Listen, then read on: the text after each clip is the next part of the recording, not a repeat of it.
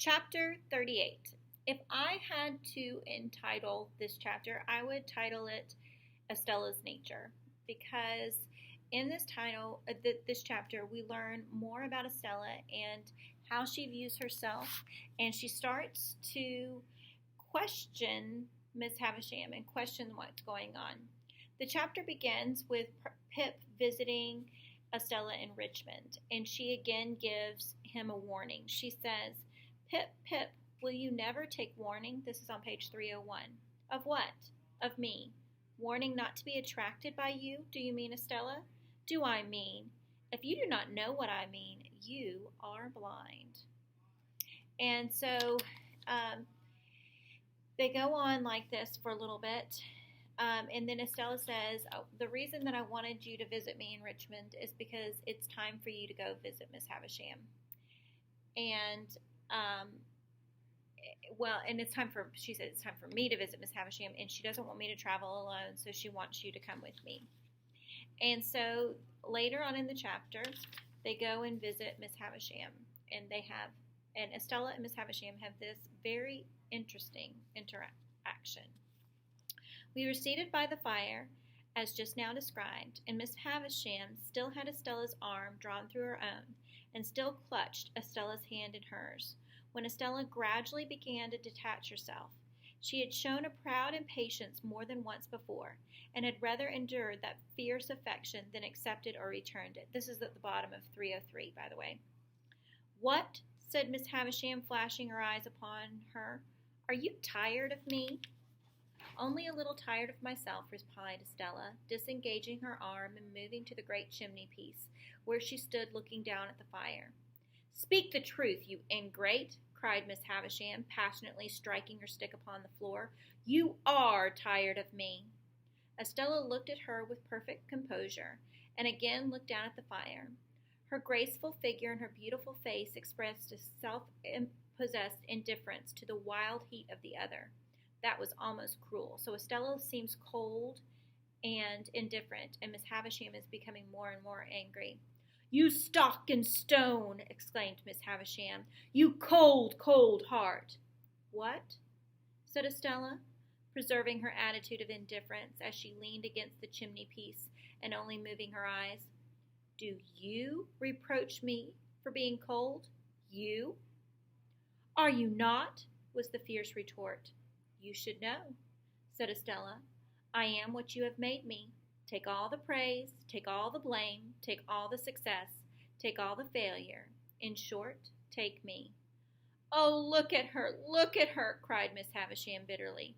"Look at her, so hard and thankless, on the hearth where she was reared, where I took her into this wretched breast when it was first bleeding from its stabs, and where I've lavished years of tenderness upon her." "At least I was no party to the compact," said Estella, "for if I could walk and speak when it was made, it was as much as I could do. But what would you have? You have been very good to me, and I owe everything to you. What would you have?" "Love," replied the other. "You have it." "I have it not," said Miss Havisham. "Mother by adoption?" retorted Estella, never departing from the easy grace of her attitude, never raising her voice as the other did, never yielding either to anger or tenderness. "Mother by adoption? I have said that I owe everything to you. All I possess is freely yours. All that you have given me is at your command to have again. Beyond that, I have nothing. And if you ask me to give you what you never gave me, my gratitude and duty cannot do impossibilities." "Did I never give her love?" cried Miss Havisham, turning wildly to me. "Did I never give her a burning love, inseparable from jealousy at all times, and from sharp pain, while she speaks thus to me? Let her call me mad! Let her call me mad!" "Why should I call you mad?" returned Estella. "I, of all people. Does anyone live who knows what set purposes you have half as well as I do? Does anyone live who knows what a steady memory you have half as well as I do? I, who have sat on the same hearth, on the little stool that even now beside you there, learning your lessons and looking up into your face, when your face was strange and frightened me."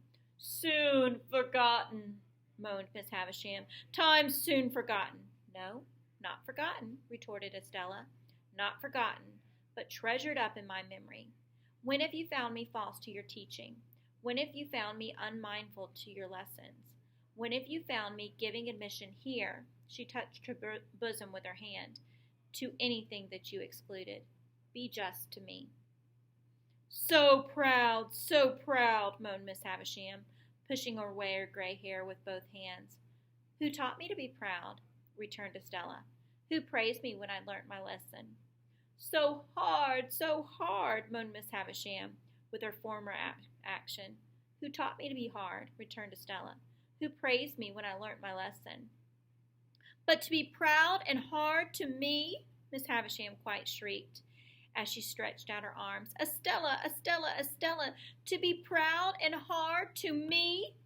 Estella looked at her for a moment with a kind of calm wonder, but was not otherwise disturbed. When the moment was past, she looked down at the fire again. I cannot think, said Estella, raising her eyes after a silence, why you should be so unreasonable when I come to see you after separation. I have never forgotten your wrongs and their causes.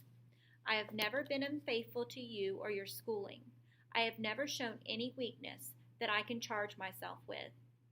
Would it be weakness to return my love? Exclaimed Miss Havisham. But yes, she would call it so. I begin to think, said Estella in a musing way after another moment of calm wonder, that I almost understand how this comes about. If you had brought up your adopted daughter wholly in the dark confinement of these rooms, and had never let her know that there was such a thing as daylight by which she had never once seen your face, if you had done that, and then for a purpose had wanted her to understand the daylight and know all about it, you would have been disappointed and angry? Miss Havisham, with her head in her hands, sat making a low moaning and swaying herself on her chair, but gave no answer.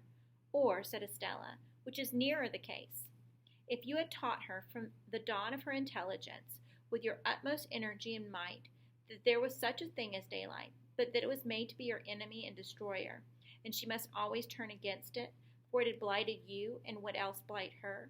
If you had done this, and then for a purpose had wanted her to take naturally to the daylight, and she could not, you would have been disappointed and angry? Miss Havisham sat listening, or it seemed so, for I could not see her face, but still made no answer. So, said Estella, I must be taken as I have been made. The success is not mine. The failure is not mine, but the two together make me. So Estella says, I'm what you created me, and I have not been created to love, so for you to expect me to love you, that's something that I can't do. And she's very matter-of-fact with Miss Havisham. She doesn't get angry with her, but she tells Miss Havisham, this is who I am. You have created this monster, so don't get angry at me for being what you created me to be. You told me that love was scary. You taught me that love was harmful. So I can't love. I am incapable of it. And so we see here that that Estella is she's saying, I am who I am. And this is her, she's saying this is what her nature is. This is how she's been created to be. Then we find out at the end of chapter 38 that Drummle is courting Estella and that Estella is encouraging him. And this, of course, upsets Pip because he doesn't like Drummle and he doesn't like that Estella is interested in Drummle. And then Pip asks her about her interest in Drummle and her interest in other boys, and the fact that she is not interested in him, and they have this conversation on page 310. Are you tired, Estella? Rather, Pip. You should be. I say rather I should not be. I have my letter to Sada's house to write before I go to sleep. Recounting tonight's triumph, said I. Surely a very poor one, Estella. What do you mean? I did not know there had been any. Estella, said I, do look at the fellow in the corner yonder, who is looking over here at us. That's Drummle. Drummel's looking at Estella. Why should I look at him? Returned Estella, with her eyes on me instead. What is there in that fellow in the corner yonder, to use your words, that I need to look at? Indeed, that is the very question I want to ask you, said I, for he has been hovering about you all night. I love this quote from Estella. Moths and all sorts of ugly creatures, replied Estella with a glance towards him, hover about a lighted candle. Can the candle help it? She's like, oh, I can't help it that he's interested in me and wants me. No, I returned, but cannot the Estella help it? And so we see here that Pip just doesn't get it. And they go on and continue to have this conversation. And again, Estella makes a distinction between Pip and these other gentlemen. And she says at the top of page 312, or Pip says to Estella, do you deceive and entrap him, Estella? Yes, and many others. All of them but you. Here is Miss Brantley. I'll say no more. So she says, yeah, I deceive and entrap all these men, but I don't deceive and entrap you. So there you have it. And that's chapter 38.